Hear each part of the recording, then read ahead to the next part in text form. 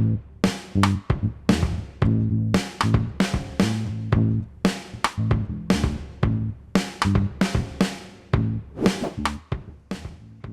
everybody, welcome back to Politigood. I'm Tim Fullerton. Rachel Parker is off today, so you're going to just have me. But I am super excited about our guest today. And he's actually a former boss of mine. I want to welcome David Hayes to the podcast today. David has quite the record. And in fact, if I were to read off all the accomplishments, we would be at the end of the podcast and you wouldn't even hear him. He is currently a professor at Stanford Law. But before that, he was a special assistant to the president, President Biden, for the first 2 years of his term. He has also been the Deputy Secretary of the Interior not once, but twice. Once under Barack Obama, which is when I worked for him, and once under Bill Clinton. He's also been a partner in a law firm in D.C., and he's done some really great stuff at NYU. So, David, I want to welcome you to Politigood. Hey, it's great to be with you. Love your podcast. Love what you're doing. And now I can finally give you an employee review. I'm not sure we had an exit interview, but you did very well as a communicator and as a thought leader at Interior. So I thank you for that. And it's a pleasure to be with you again. Well, and thank you for that. And I should say to folks, if you want to dig far enough in YouTube, I'm sure this is not the first time that David and I have done one of these. We actually did one, I think, an Earth Day live chat where you took questions from the public, probably in 2011 or 12 or something like that. And so you're an old pro at this. And Politigood, what I tell everybody is Politigood is a podcast about good people doing good things in business, politics, and tech. And I want to say that when I started at Interior, David knows the story, but I'm going to tell everybody. I was asked by Secretary Salazar to write the first digital plan for the Interior Department, and David actually sat down with me. I think his chief of staff, Brian, was there too, and had me walk through it. So I think I was 30, 31 at the time and brand new to this stuff. And it always stuck with me, David, that somebody in your position would sit down and talk to me about the digital stuff, which the department had never done. So I want to highlight the good people part of this as we start off. Also, I'm buttering you up to give us all praise. Well, and the rest is history, right? I mean, you know all the stats about how the Interior Department, I mean, it's got a natural advantage, right? It's got pictures of polar bears and like the Grand Canyon and Native Americans and just, but you took the opportunity and ran with it. Oh. And it was an eye opener for me. And it's something that stuck with me because comms is just so important in policymaking. And if you can't sort of visualize it and share it in an efficient way that draws people in, you're gonna be hamstrung in how effective you can be. Right, and I think like the great thing about that program, and if you haven't seen the Interior social accounts, go follow them. Well, you can follow them for a week, and then maybe you should drop off when the other guys take over. But it allowed us to also talk about the work that we're going to talk about on this podcast, because people came for the photos, but we were able to also educate people on water issues that we're going to talk about. Obviously energy production and protecting America's public lands. So it was really fun. So we're going to talk about some of the good that has happened, and then also potentially how to mitigate some of the bad. So the first thing, David, I want to talk about is the issue that is on everybody's minds right now, which are the wildfires in Southern California. Obviously, there has been immense destruction, and in a scope that I think, at least in that particular area, we have not seen. Unprecedented levels of dryness, winds over 100 miles per hour, and then just, and heat and fire are a bad mix. So first, I just want to ask you sort of like, from your perspective, like what is happening here? And then I want to dive into some of the specifics, in particular, some of the critiques, I'd say erroneous critiques from Donald Trump and some Republicans about who is to quote unquote to be blamed here. So if you could just give us a little on that. Sure.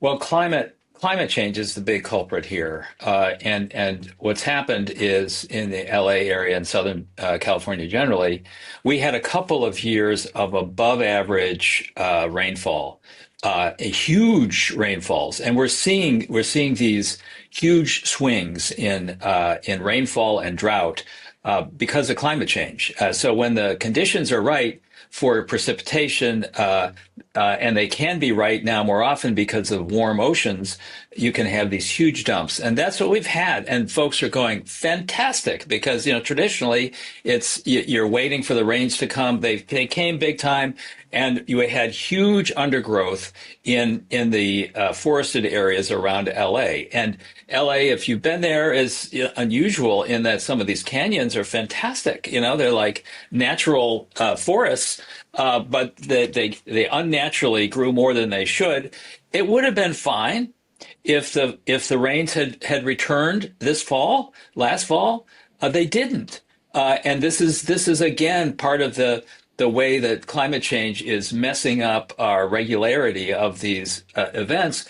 And so the complete dry out of all of that fuel, and that's what we call it in the business. This is hazardous fuels in the forests that are integrated in what's called the wildland urban interface, where you've got homes that are very close to these potentially hazardous fuels, and the absence of rainfall, which would have moisturized that completely dried out stuff and not enabled this conflagration.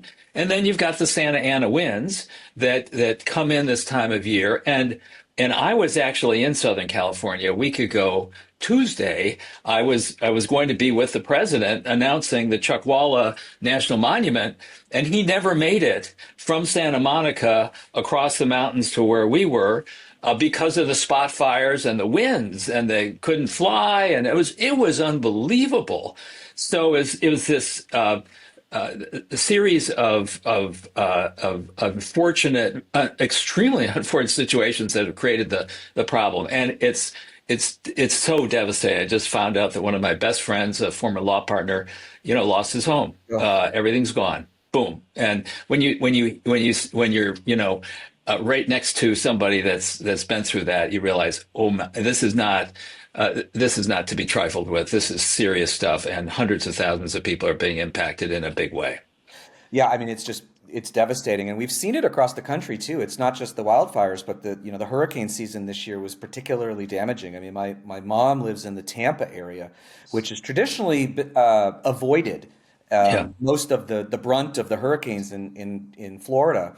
But this year they got hit directly, and she was okay, but like she knows people the same situation. Their houses are just gone, and one side doesn't really want to talk about the big driver of this, which is climate, right? And in the Florida side, they've had water temperatures of like 100 degrees. Like, you talk about fuel. That's fuel for hurricanes. Right. So, and also we saw the devastation in North Carolina as well. But in all three of those, there were critiques or criticisms levied by Donald Trump, one, and Republicans. And I want to talk about this issue going back to California, where he was blaming, really, President Biden and Governor Newsom for not releasing water. Now, he didn't talk a lot about what that is. And this was obviously something that you've dealt with a lot at Interior, and I'm sure in the White House as well. But try to decipher what he was talking about and sure. Your opinion on that critique. Sure. I'll try to be as concise as I can. This is complicated, but in terms of answering the president-elect's criticism, it's not complicated. There's absolutely no truth to what he said. So Los Angeles and Southern California generally is in a semi-arid climate. And for years, it's imported water, the Chinatown movie and the water from the Owens Valley. It gets about a third of its water from the Colorado River. And that's been an iffy water source for a while because of the droughts and all that. And then traditionally, it does get some water, and up to a third of its water, from Northern California, which is up in the Mount Shasta area, that's where there's plenty of water. It's hard to get it all the way down to LA. And you have to go through a sensitive area called the California Bay Delta, where a number of species, I mean, the largest water pumps in the world are on the southern edge of that delta, and they pull water in and throw it down south. And that's created havoc for a number of species, including this delta smelt. But California has basically figured a workaround, and what LA has done in particular is, number one, be much more water efficient. Number two, build some huge reservoirs that can take in all the water that's needed. They have something called Diamond Lake, which is a huge reservoir. So when the delta smelt are not a worry, and there's water, it comes in droves and comes down. Meanwhile, LA has been one of the most water efficient cities in the world. It is now something like, I don't know, 4 times the size as it was in 1975, and it uses less water than it did Oh, then. wow. Yeah, because of the low flow toilets, et cetera, gray water, blah blah blah blah.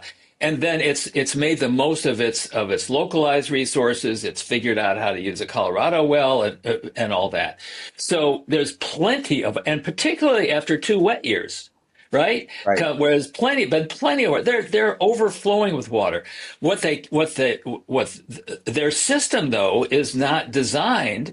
The delivery system inside the city for these huge movements of water that are needed to do multiple fires, so they don't have the water infrastructure themselves inside the city and feeding from like Diamond Lake and the other very full reservoirs and plentiful local water. They don't have the systems that can manage it. And you've heard about, one of the 3 big million-gallon reservoirs was down for maintenance or whatever. So, I mean, what we're seeing is that the traditional responses to, in this case, a local wildfire that have been adequate in the normal circumstance, when it comes to like a super climate impact like this, incredibly poor, unfortunate combination of climate-infused circumstances, the normal systems just can't manage it. And it's why we have to be thinking even more creatively about thinking ahead about the next terrible thing and investing in, for LA, better, bigger water pumps. I mean, that's, and maybe some more reservoirs inside the city. I don't know. So you're suggesting that the president-elect was not correct when he blamed the smelt for not having enough water in LA. No, the poor smelt. They get blamed for a lot. They get blamed for a lot. Yeah, I mean, Yeah. yeah, no, I mean, I think obviously, like, he is somebody that is a master at riling people Well, up. what's Complex issues, right, that are hard to understand. I mean, what's happening there is the farmers in the southern San Joaquin Valley really are annoyed because they can't count on the water all the time when they want it, because there are ramifications for some endangered species, and this has been a back and forth, a science battle, and there are workarounds. In fact, there's a very serious proposal on the table to build a tunnel under the delta that would go 45 miles, so that you don't have these huge pumps just sucking, actually reversing the flow of the natural rivers, and sucking everything down to them. So you can see there's this conflict. But that's what the LA Water District and the Metropolitan Water District of Southern California, it's been very smart and thinking long term on all of this. That's why they've built up their local water supplies, their big new reservoirs. They're maximizing, they're storing water in Arizona for them for in times when they need it in Los Angeles.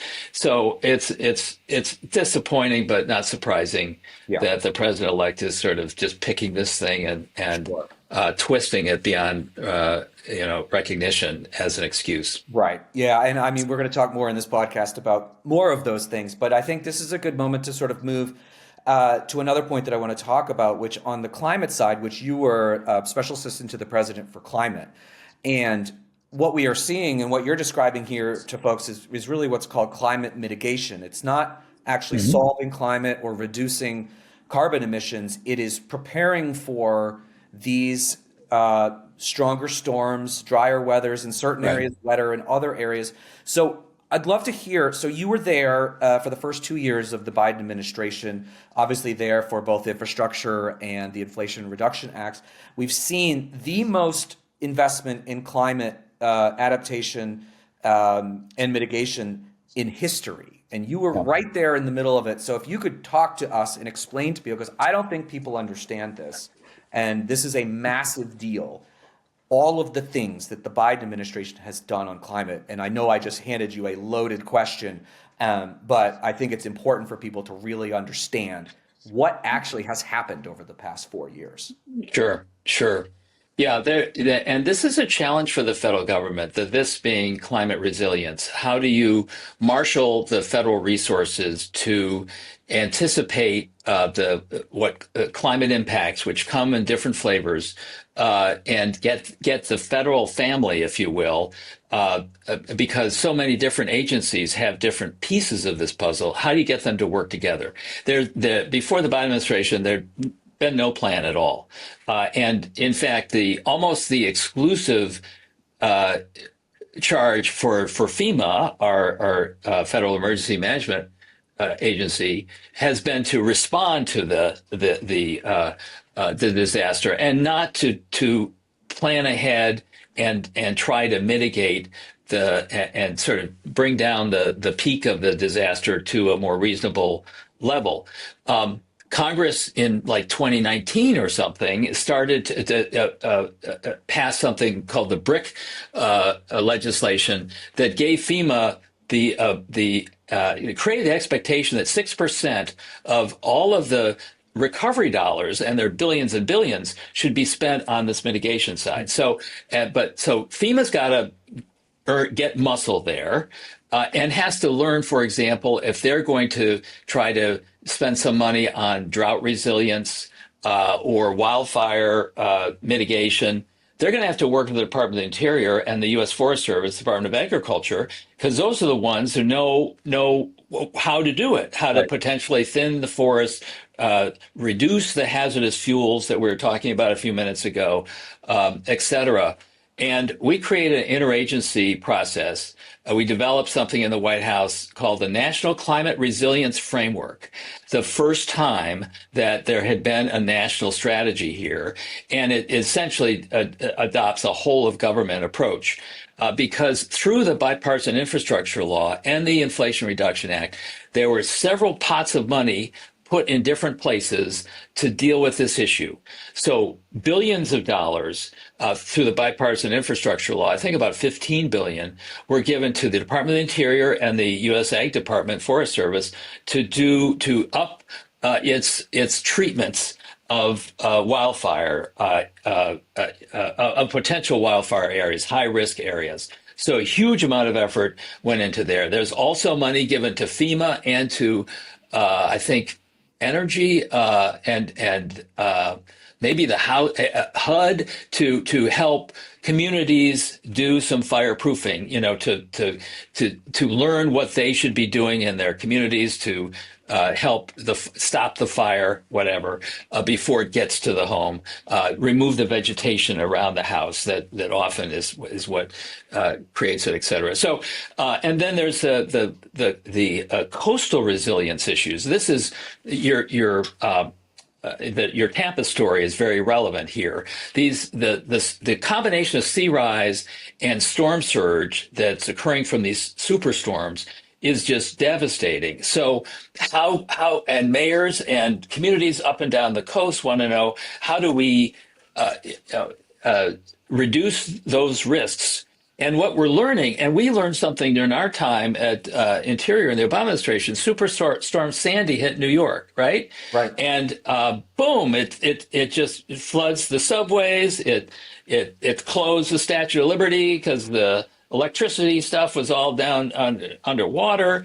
And then what did we find out? Well, we found out, number one, we're not spending money on mitigation, and Congress responded with $400 million to the Department of the Interior to do this kind of thing. We also found out that the National Wildlife Refuges in New Jersey didn't get hit hard. because they had wetlands and natural barriers. So this is we get into the nature-based solutions part of resilience, and this is where we made tremendous progress in the last several years of identifying and confirming how spending money on restoring wetlands and sandbars and oyster beds, etc., Right. can be much more efficient than hello, putting a cement, wall up that'll get eroded over time and maybe quicker than you could imagine. One other quick thing on the resilience side, there's a it's there's a NOAA, the National Oceanographic and Atmospheric Administration, has a lot of data on climate impacts. But there was never a way for a community to figure out what's my potential risk here. And we do have forward-looking models that have been worked on by international scientists, and we now have the ability to downscale them and to predict what the high temperatures will be, what sea rise will be for communities. And in the Biden administration, we created something we call CAMRA for Climate Mapping for Resilience and Adaptation. You can find it under resilience.gov, climate/resilience.gov, or maybe it's the opposite. But and you can look at a census tract in Miami or Tampa, and you can see in 2050 what the sea rise might be, what the temperatures might be, and provide give tools to the local communities. They're the ones that are going to have to figure out how best to armor their infrastructure from these. And then, of course, we've got this whole problem of needing to upgrade our building codes and that sort of thing. And the White House brought all this together under the Climate Policy Office, and agencies work together like they never had before. And I worry that they won't be acting together starting next Monday. Right. So it's one of my big worries. Well, and to dig into that a little bit, you obviously threw out some big numbers there, right? For folks that don't know this stuff, I think you mentioned 15 billion in the infrastructure bill and 400 million for interior for resilience. But like the reality is here that doing nothing is far more expensive, Right. damaging, and deadly than doing it all. I mean, I have to assume that I don't even know what the estimates for the LA fires are, but they're probably well above that 15 billion number. Oh, yeah. Yes.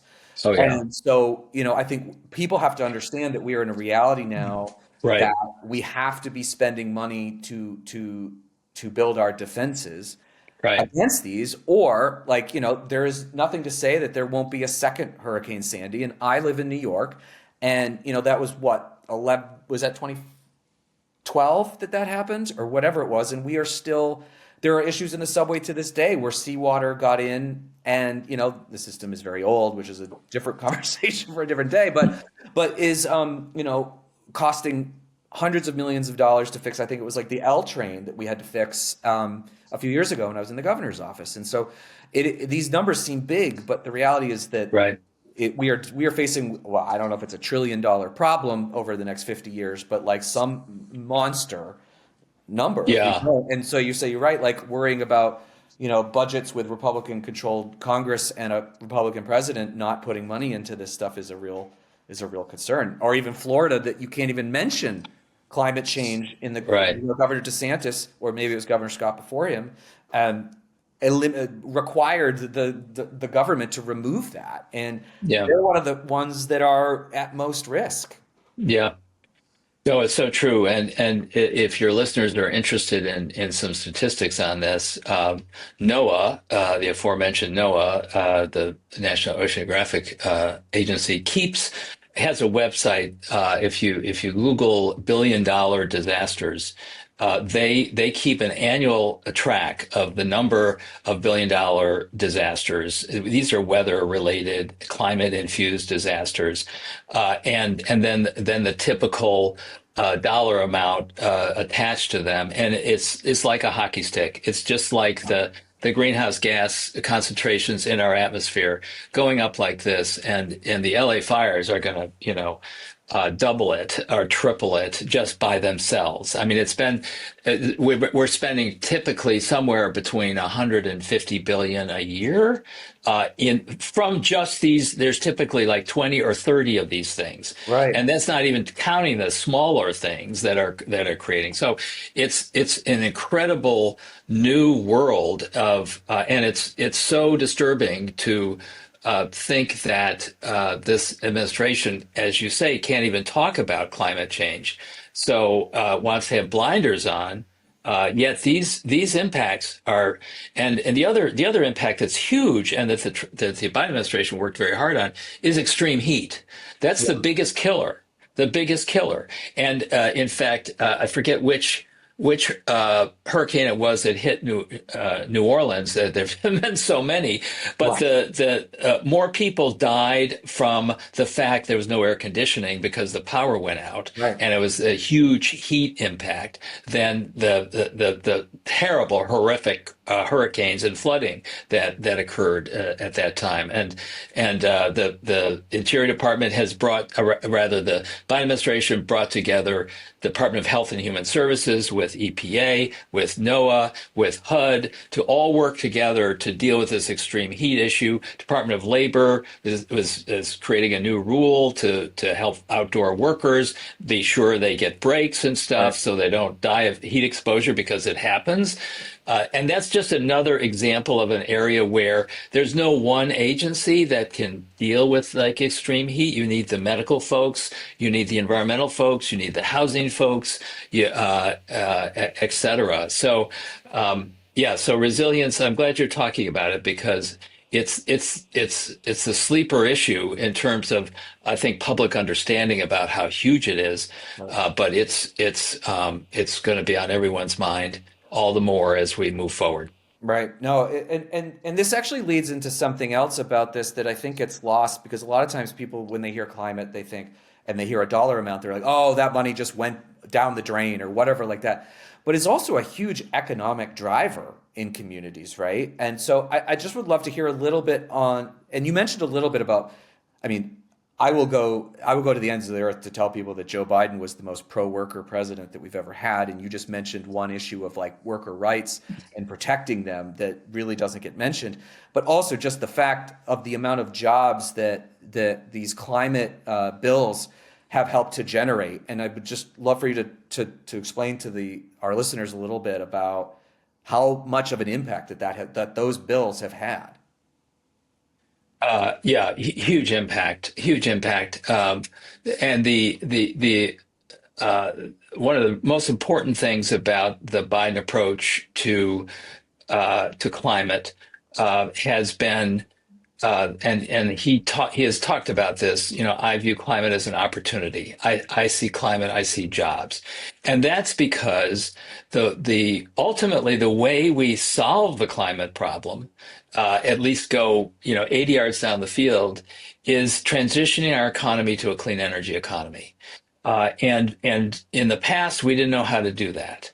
But in part because of investments made in previous Democratic administrations and Republican administrations, and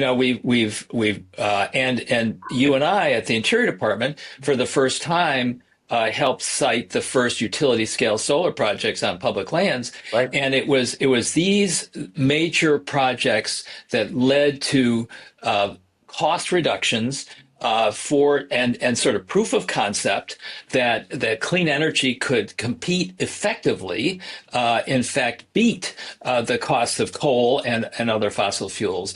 And the Inflation Reduction Act basically doubles down on that concept and provides, literally up to $1 trillion, it's expected, in tax credits to help private industry go where it knew it wanted to go anyway, which was the future of clean energy. But with a proviso that this is going to be done in America, that the supply chain is going to be in America, and there are going to be jobs. And overall, the president, of course, 16 million new jobs and 800,000 manufacturing jobs. And a good percentage of those are in the clean energy area. And we're now starting to see I saw a White House website recently that said there are 580 new clean energy facilities, including new manufacturing facilities from the Inflation Reduction Act and the Bipartisan Infrastructure Law. Did you say And I'll give one. 580? Yes, Wow. 580. Wow. 580. I think that was a September 23 White House fact sheet. I'll give you one example that I think is in danger now because of the of potential of the president-elect. That is wind power, offshore wind. The whole Northeast has been progressive in terms of setting aggressive clean energy requirements for the state because of what we've just been talking about, the risks of climate change. And offshore wind off the Atlantic, often over the horizon, 30 or 40 miles out, it's one of the best wind resources in the world. It's right offshore. I mean, it's a ways away from in terms of site concerns. But that industry is a huge, heavy industry. I mean, you got to make these humongous steel towers Right. and stanchions, and then these things are literally can be 30 floors high. We had a meeting with the president in the Roosevelt Room with 5 governors and 3 union heads and presidents of 3 or 4 of the big developers. And we had a sheet that showed the president about how big these turbines are. And we're talking about small ports and big ports up and down the East Coast that have been sort of left behind. Right. And now they're starting. We've got 2 or 3 of these first commercial scale offshore wind programs underway already. We've got 11 of these. They're all $1 billion. Each one of those billions of dollars in investment and jobs. Right. And Donald Trump doesn't like wind power. Right. And if you look into the why, it's because his golf courses in the UK ended up having to look at some wind towers. He didn't want that to happen, and so he's hated it ever since. But this talk about shooting yourself in the foot. The opportunity for incredibly efficient, clean energy, where places where it's needed most, and where states want it, and the American worker is the big winner. We should be all behind that. If he tries to shut that down, God bless. I just can't imagine. I just can't imagine. Well, and just to reiterate the point that like most of these would either be a speck on the horizon or not be Yeah. visible at all, which has been some of the NIMBY actions that we've Right. seen with certain projects over the last 20 years or so. I know there was a Cape Wind back all the years Yes. ago. It got nixed because of that, and but these are bigger and more powerful and further out. Right. And it is funny with Donald Trump. It always comes back to a personal financial interest about whether he likes something or not. But yeah, it does seem striking, and I think that it'll be interesting because I'm sure the next incoming Interior Secretary will probably be hearing a lot of opposition to that from these companies. Yeah. All right, I Right. mean, I assume you're saying we're talking about thousands of jobs that could good paying, high paying jobs, Union jobs. union Yes. jobs that would be basically would evaporate. Yes. Exactly. Yeah. And I'll use this if I can to sort of transition to another issue. You mentioned Cape Wind. That was a project that started in like 2002. It was right in Nantucket Sound, sort of a stone's throw from the Cape, a stone's throw from Martha's Vineyard, a stone's throw, from Nantucket Sound, all of the ships going. There's like the worst place ever. And Ken Salazar and I took a Coast Guard cutter out there in the winter of like 2010 and went, oh my, so actually and this goes to the Department of the Interior, and I'm going to shift to oil and gas in a Yeah. minute. Yeah. I mean, what we've learned is so the Department of the Interior, people don't realize it has this huge geographic reach. It manages the offshore waters for energy, and that's oil and gas and renewable, et cetera. And then it also manages public lands, almost a third of the country's public lands, many of which are very amenable to renewable energy and to oil and gas.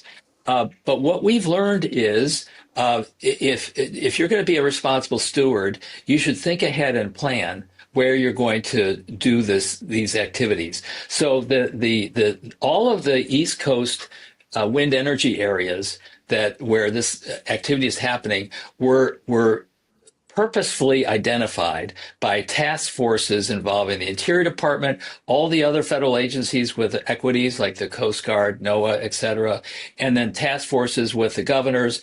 And the idea was put them places where there are lower conflict opportunities, and often that meant further out, away from the shipping lanes, et cetera. And we learned that lesson for these huge, solar projects in the Southwest. If you just let people do a little throw here, throw in here, throw in there, you're compromising landscapes. So there was a Western Solar Plan that developed in the Obama administration and was just expanded in the Biden administration to identify the places where these things should occur. And the same concept now is with oil and gas. And it's been contentious, but everyone gets it, I think, except maybe the incoming folks.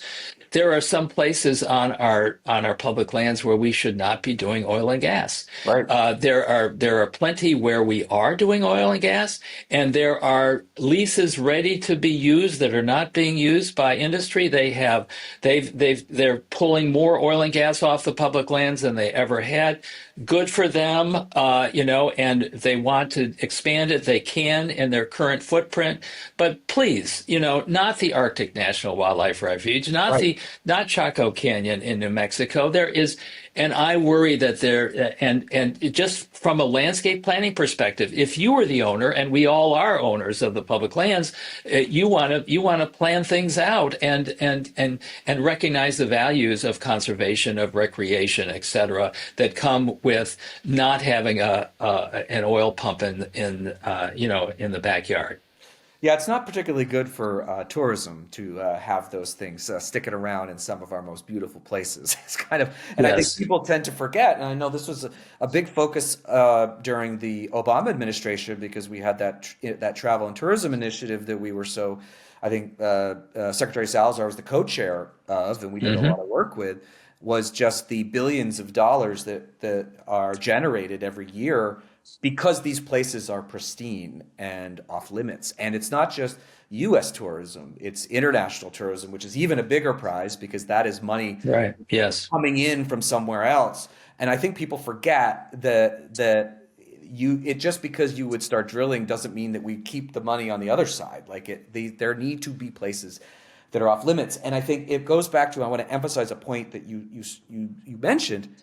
There are roughly how many available leases are there on public lands that industry could get right now and start drilling? It's in the thousands, right? Yes, it's in the thousands. It fluctuates somewhat, but it's more than 4,000 leases that have been uh, entered into by oil and gas companies, which means that they have the right to lease and develop. They have a lease and they have the right to develop that resource. And they've decided, because they're paying on a lease, they've decided that resource, that there is oil and gas that's economic for them to pull up, and they're not doing it. And why is it? Well, in part, it's because there's actually much more shale oil and gas in these in these shale formations that are largely on private and state land, and not public lands, like the Marcellus Shale in Pennsylvania and Ohio. There aren't many public lands there, and that's all being developed on private, almost all private and state lands. So that's or the Permian Basin, which is mostly in Texas, which has no public lands, somewhat in New Mexico, and there are some public lands there.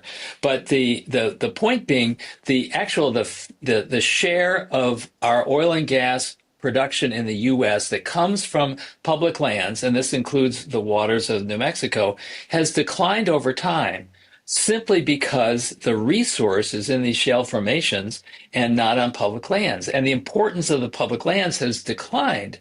So that's what's so ironic about the sort of notion that's, and on the public lands, actually, in part because of better efficiency and I think better rules, the public land contribution is higher than it's ever been. So it's not like the folks are being told that the industry is being held back by restrictions on the public lands. That's not the case at all. And I worry that to prove their point or whatever of drill baby drill, they're going to want to go into these most sensitive areas and potentially do great destruction.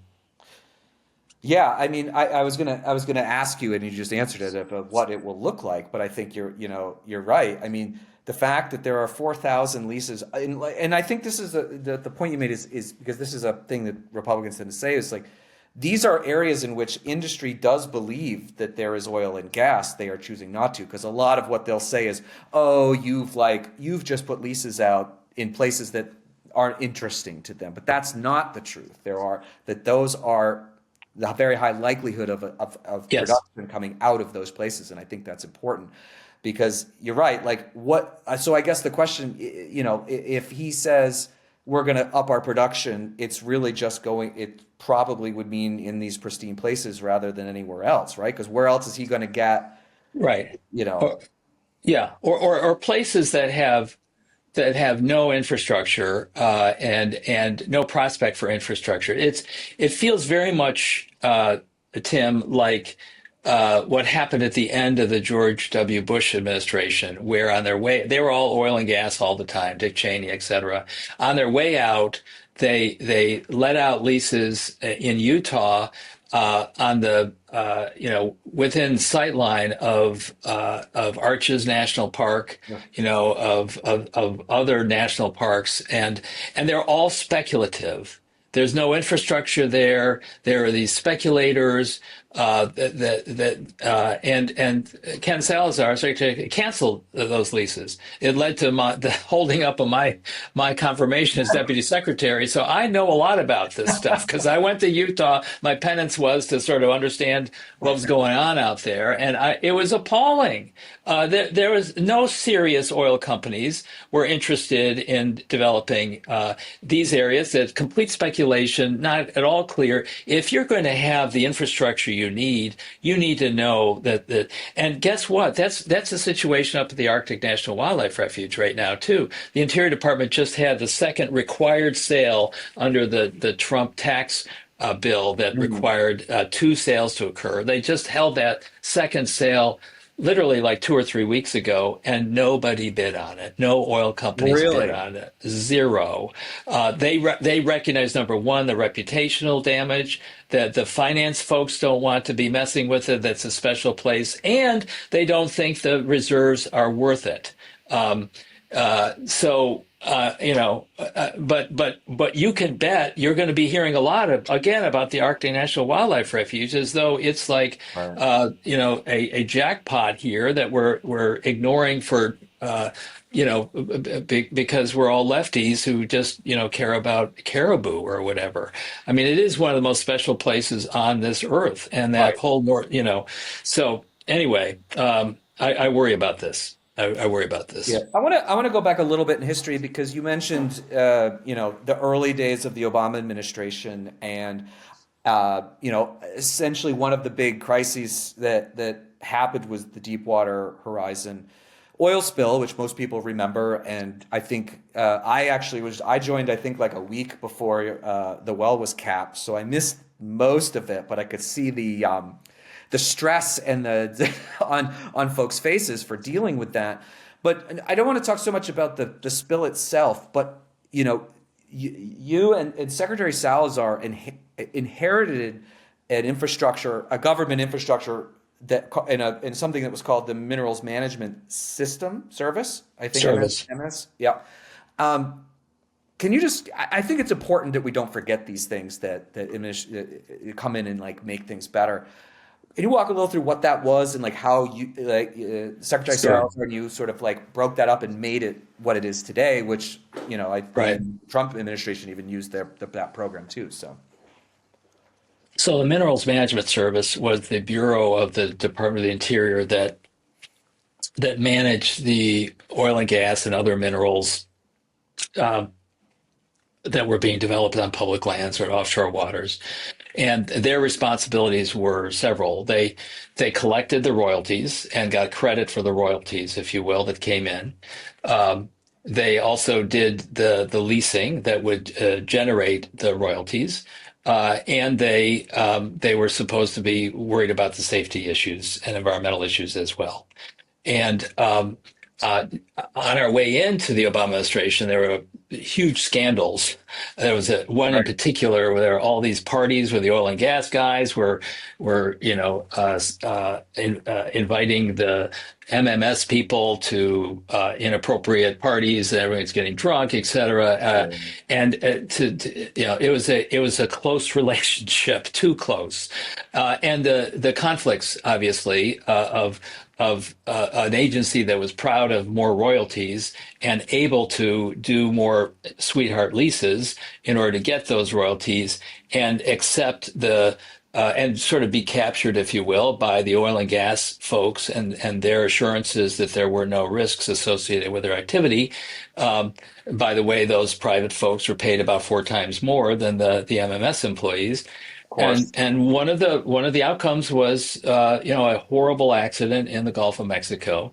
And I was the first administration official down the morning after, and for the next 117 days, it was 24/7, and there were no answers to how to stop this oil coming from over a mile deep in an open aperture and threatening the entire Gulf of Mexico. And it was during that period that at the White House's request, we abolished the Mineral Management Service and divided it in two, and three really. We took the royalty piece and created a new essential financial unit and put it under the Assistant Secretary for Policy and Management and Budget. And then we separated the leasing function from the environmental function. And that's the Bureau of Ocean Energy Management and BSEE, which is Bureau of Safety and Environmental Enforcement. And we upended all of our deepwater oil drilling rules. We created there was not a sufficient equipment on site to deal with kind of this problem. Now there's a fleet of specialized ships that are ready to go. There's this capping stack that we had to fabricate during the crisis. Now there are capping stacks everywhere in the world where there's deep water drilling. And so it really had a complete turnaround in terms of trying to get the independence back of the regulator in this area. This is a perfect example, and part of the reason I wanted to bring this up is that people do not hear good success stories about the government making things better, and I think this is a perfect example. And the fact that you mentioned that there are all of these new guidelines and regulations, and frankly, we haven't seen us. I mean, I should knock on wood, but haven't seen a spill of that magnitude, at least in the United States, since that happened. but also just you looked at a problem and was like, oh, maybe the regulators and the lease guys, the money guys shouldn't be in the same room. Right. And it's just that, I think from the Obama administration is a huge, and I know they, got a lot of heat, obviously, because it happened technically under watch, but it was very early, obviously, and it was a challenging problem. But the fact is, like, a lot of really good work was done, and a lot of it was from Interior. So I just want to make sure that's not lost to history. But I have a couple. I know you. We've got I was a little late to this, but I've got one more question for you Sure. that I want to wrap up on, and it kind of touches on a couple of topics, which is in, I think, your sweet spot, which is about transmission, because we've talked about, losing power and that being one of the major causes, heat stroke being one of the major causes of death during these emergencies. We've also seen it in the reverse in Texas, where people froze because they could not transmit electricity to homes. So I'd love to hear your thoughts on what does the future of this look like, and what are things that we should be doing to prevent those situations. Uh, Big topic. I'll just give you some highlights and connected to some extent to interior, if that's helpful. Yeah. Um, so our transmission grid is not ready for the moment, and the moment is several things are happening in the moment. One is climate change and creating disruptions for the grid, just as you referenced. The other thing that's happening is, for the first time in years, electricity demand is going up. And it's actually going up quickly, in part because of these data centers and AI, et cetera. Plus, we're trying to electrify our transportation fleet, et cetera. Why? To combat climate change and have that energy be clean energy and not fossil fuel energy as we move more toward clean energy. The other way it's not ready for the moment is that some of our energy supplies, clean energy supplies, are stranded in the high plains, in areas where there's no transmission able to Right. get it to the load centers. So we got a big problem, and it's a growing problem.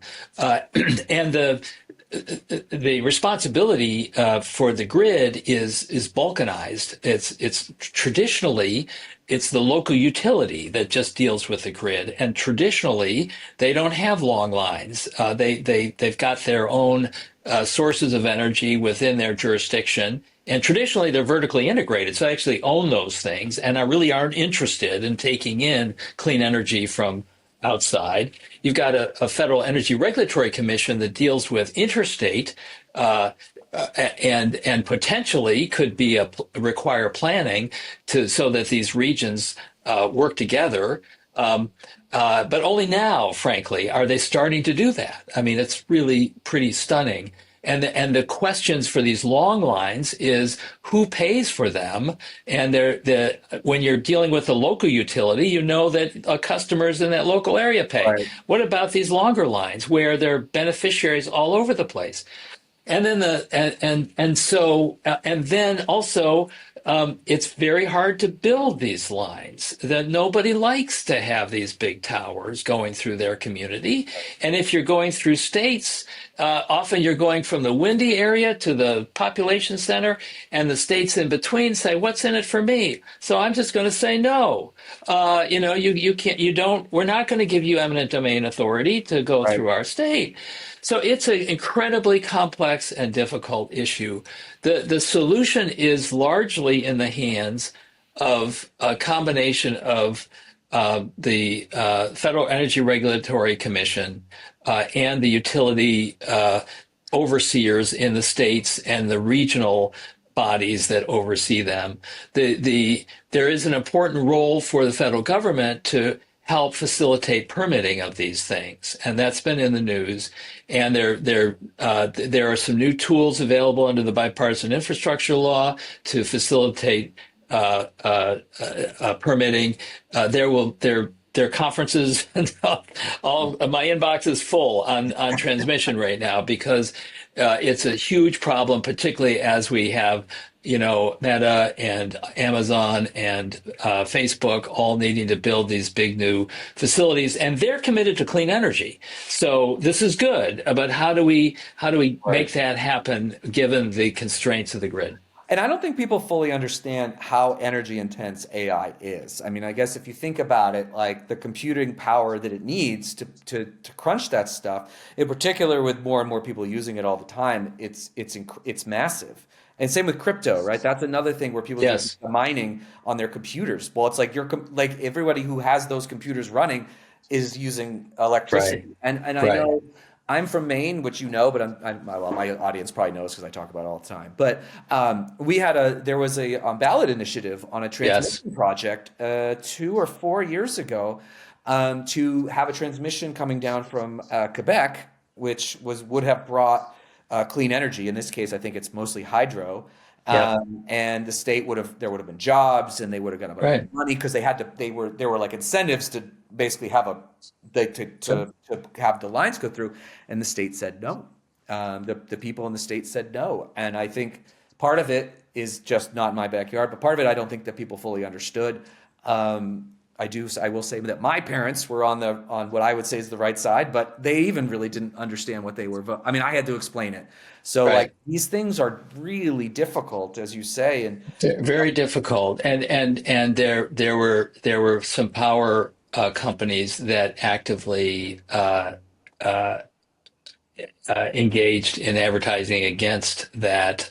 yep, So it's not only in my backyard from a perspective of the homeowner, it's the local industry that doesn't want the competition right, from out of state. That's a huge problem. And then you've got on top of that, uh, this is really concerning. We're having a conference on transmission here at Stanford in a couple of weeks, um, and we think transmission should be nonpartisan.